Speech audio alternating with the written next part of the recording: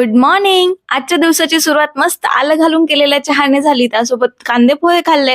त्यानंतर hair wash करून घेतला आणि माहित नाही का, गावाहून आल्यापासून ना अचानक माझ्या फेसवर पिंपल्स खूप वाढलेत आणि त्याचे ना स्पॉट सुद्धा पडतायत. सो अजिबातही वेळ न घालवता हे डर्माकोचं 10% नायसिनामाइड सिरम आहे ते मागवलं. त्याचे 3 ते 4 ड्रॉप सुद्धा ना खूप इफेक्टिव्ह आहेत फेससाठी, सफिशियंट होतात. हे ऑइल प्रोडक्शन कमी करतं फेसचं आणि फेसला खूप छान चमक देतं. तुम्ही बघू शकता, आता फक्त मी सिरम अप्लाय केले तरी सुद्धा खूप छान स्किन ग्लोईंग दिसते. आणि त्याच्यानंतर हे सीताफळ सुद्धा मागवलं बरं का. आफ्टर सिरम एक चांगल्या क्वालिटीचा मॉइश्चरायझर अप्लाय करणं खूप मस्ट आहे आणि सेटाफिलचं हे मॉइश्चरायझर त्यासाठी बेस्ट वाटलं मला, कारण मागच्या 15 दिवसापासून मी हे प्रोडक्ट्स यूज करते आणि मला छान रिझल्ट दिसतोय. पिंपल्स खूप जास्त कमी झाले. नायसिनामाइड ऍसिड जे आहे ते त्याच्यासाठी परफेक्ट वर्क करतंय. लिप बाम लावून घेतला आणि आजचं माझं स्किन केअर एकदम टकाटक झालं. आणि ज्या गोष्टीसाठी मागच्या 2-3 आठवड्यांपासून मी वेट करते ना, ते पार्सल आज रिसीव्ह झालं. माहित नाही का, या वेळेला या पार्सलसाठी एवढा वेळ लागला कारण हे सगळीकडे अनअवेलेबल होतं.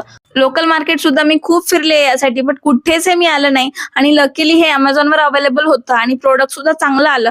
ऍक्च्युली व्यवस्थित ते फिट होत नाहीये, पण ठीक आहे, थोडंसं लूज राहतंय, पण यावर माझं काम चालून जाईल आणि आजपासून छान छान ब्लॉग सुद्धा शूट करता येतील. आणि रिद्वीची मध्ये मध्ये एवढी गडबड सुरू होती.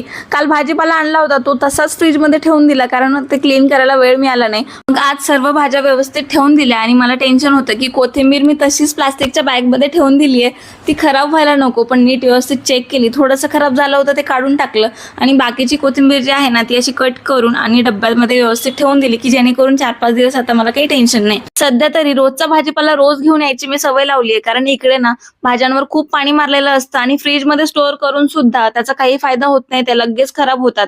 आणि भाजी आवरल्यानंतर खाली सगळ्यात कचरा पडला होता, तो व्यवस्थित झाडून घेतला.